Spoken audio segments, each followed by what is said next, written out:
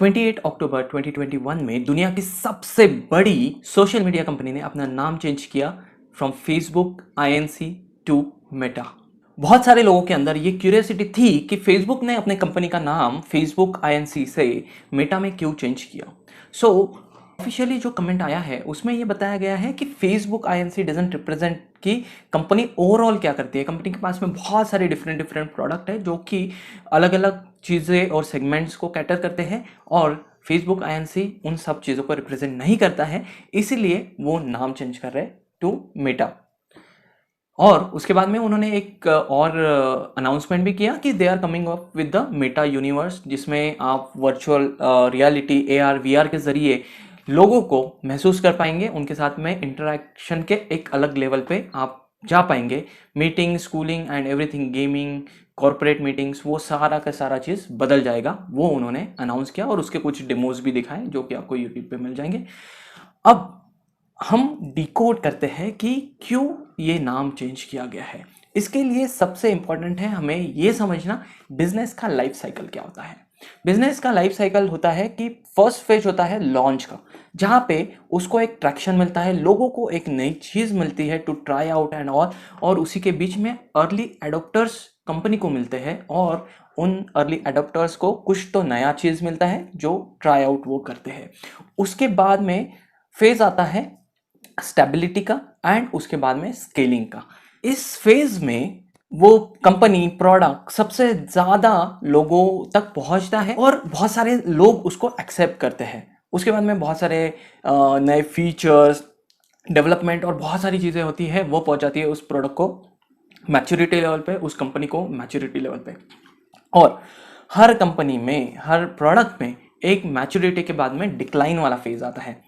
अगर आप कुछ नया नहीं कर रहे हैं, वही सब चीज़ें, वही सेम प्रोडक्ट अगर आप लोगों को पहुंचा रहे हैं, तो एक पर्टिकुलर फेज के बाद में लोगों को और कुछ नया ट्राई करना होता है एंड इसी के बीच में आता है डिक्लाइन वाला फेज।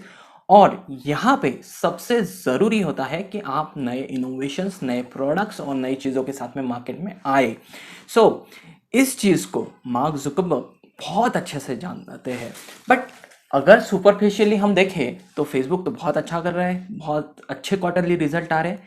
बट अगर हम इसको बैक ट्रैक करें डेटा के साथ में, एक सर्वे हुआ था जहाँ पे कुछ लोगों ने पार्टिसिपेट किया था। ये डेटा जो है वो सिर्फ इंडिया का डेटा है और यहाँ पे अलग अलग एज ग्रुप के लोगों ने पार्टिसिपेट किया था। तो जैसे आप देख पा रहे हैं यहाँ पे Facebook, Discord, Instagram, LinkedIn, Twitter, WhatsApp, YouTube and other social medias के ऊपर सर्वे किया गया था।